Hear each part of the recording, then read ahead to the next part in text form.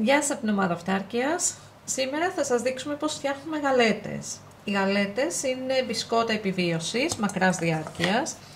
Είναι πολύ σκληρές. Στη γεύση φυσικά δεν τις φτιάχνουμε για κάτι ιδιαίτερα νόστιμο, αλλά μπορούν να μας φανούν πολύ χρήσιμες, για παράδειγμα σε ένα κάμπινγκ, και γενικά μπορούν να μας σώσουν σε μια δύσκολη στιγμή. Πάμε όμως να δούμε πώς φτιάχνονται.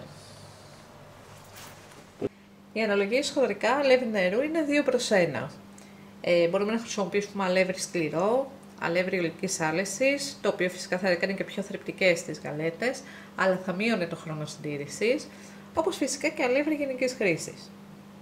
Εμείς στη συγκεκριμένη συνταγή θα χρησιμοποιήσουμε 1 κιλό αλεύρι για όλες τις χρήσεις και 500 γραμμάρια νερό. Επίσης θα βάλουμε και 20 γραμμάρια θαλασσινό αλάτι. Τώρα, ανάλογα με το αλεύρι που θα χρησιμοποιήσετε, μπορεί να χρειαστείτε λίγο περισσότερο αλεύρι ή λίγο περισσότερο νερό. Η ουσία είναι ότι θέλουμε ένα ζυμάρι το οποίο δεν θα κολλάει, αλλά δεν θα θερματίζεται κιόλας. Ρίχνουμε πρώτα το αλάτι στο αλεύρι και ανακατεύουμε.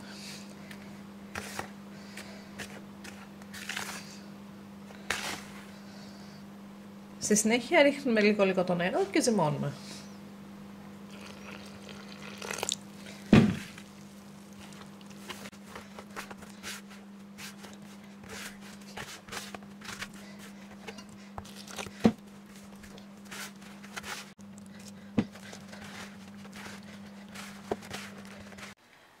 Αφού ζυμώσαμε καλά το ζυμάρι μας, θα το ανοίξουμε τώρα με ένα πλάστη σε πάχος μισό εκατοστό.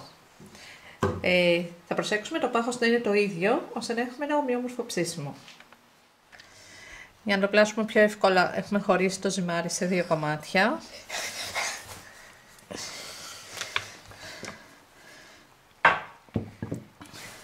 Αυτό τώρα θα πρέπει να το κόψουμε.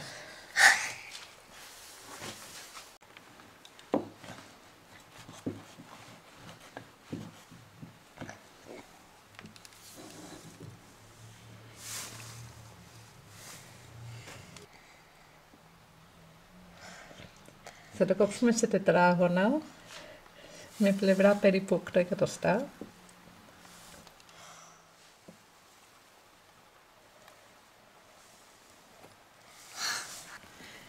Με ένα πυρούνι θα κάνουμε τρυπούλες αρκετές, για να βοηθήσουμε το ζυμάρι να αποβάλει την υγρασία.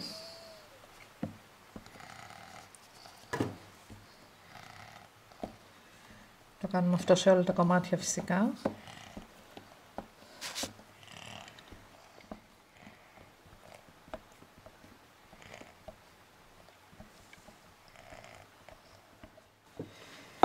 Συνεχίζουμε αυτή τη διαδικασία και για το υπόλοιπο ζυμάρι που έχουμε.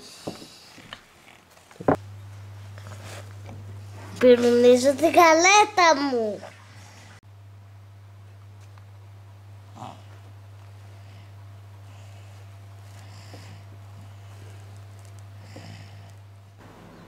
Τοποθετήσαμε τις γαλέτες μας στο ταψί. Θα τις βάλουμε στο φούρνο στους 180 βαθμούς για 50 λεπτά. Στη συνέχεια θα τις γυρίσουμε και θα τις αφήσουμε για άλλα 50 λεπτά. Ο σκοπός μας είναι να γίνουν τόσο σκληρές σαν πέτρα. Αυτά τώρα θα τα αφήσουμε να κρυώσουν και στη συνέχεια θα τα ξαναβάλουμε στο φούρνο στους 100 βαθμούς για 1 ώρα.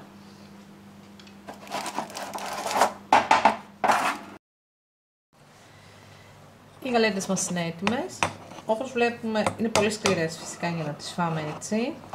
Οπότε για να μπορέσουμε να τις φάμε θα πρέπει να τις φουσκώσουμε πρώτα σε μια σούπα, ένα τσάι ή απλά σε νερό.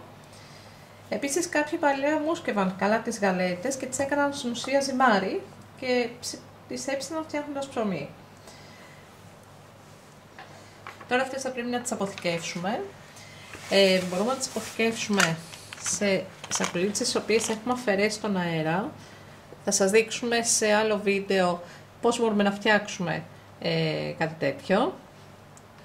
Επίσης σε δοχεία τα οποία μας δίνουν τη δυνατότητα αφαίρεσης του αέρα, Αν δεν υπάρχει κάτι από αυτά, τότε μπορούν να αποθηκευτούν απλά σε ένα βάζο, το οποίο όμως θα κλείνει όσο γίνεται καλύτερα, αεροστεγός όσο γίνεται και μακριά φυσικά από υγρασία.